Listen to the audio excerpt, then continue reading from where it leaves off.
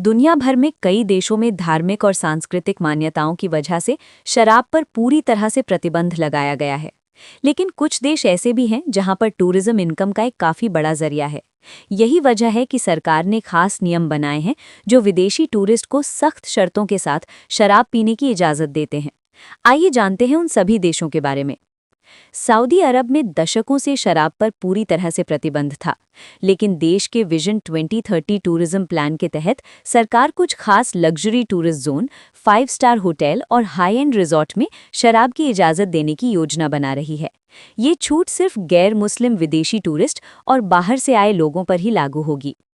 मालदीव में लोकल लोगों के लिए शराब पर पूरी तरह से प्रतिबंध है।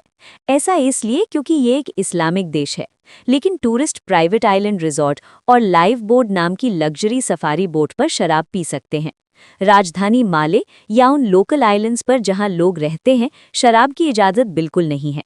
अगर टूरिस्ट अपने साथ शराब ले जाते हैं तो उसे आमतौर पर एयरपोर्ट पर ही जब्त कर लिया जाता है। यूनाइटेड अरब अमीरात ने टूरिज्म को बढ़ावा देने के लिए 2020 में अपने शराब के नियमों में ढील दी थी। टूरिस्ट दुबई और अबू धाबी जैसा शहरों में लाइसेंस वाले होटल, रेस्टोरेंट और बार में शराब पी सकते हैं। हालांकि शारजा अमीरात में अभी भी शराब पर पूरी तरह से प्रतिबंध है। वहां पर रहने वाले गैर मुस्लिम लाइसेंस लेकर घर पर शराब रख सकते हैं, लेकिन पब्लिक में पीने की इजाज़त बिल्कुल नहीं है। पाकिस्तान में नेशनल लॉ के तहत मुस्लिम नागरिकों के लिए शराब पर प्रतिबंध है। गैर मुस्लिम माइनॉरिटी और विदेशी टूरिस्ट को कुछ लाइसेंस वाली जगहों पर शराब पीने की पूरी इजाज़त है। ईरान इस्लामिक कानून के तहत मुस्लिम नागरिकों के लिए शराब पर प्रतिबंध लगाता है।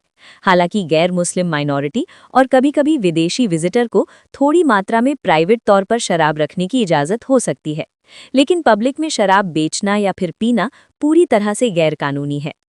ब्रुनेई ने पूरे देश में शराब की बिक्री पर पूरी तरह से प्रतिबंध लगा दिया है, लेकिन गैर मुस्लिम टूरिस्ट को देश में आते समय अपने साथ सीमित मात्रा में शराब लाने की इजाज़त है।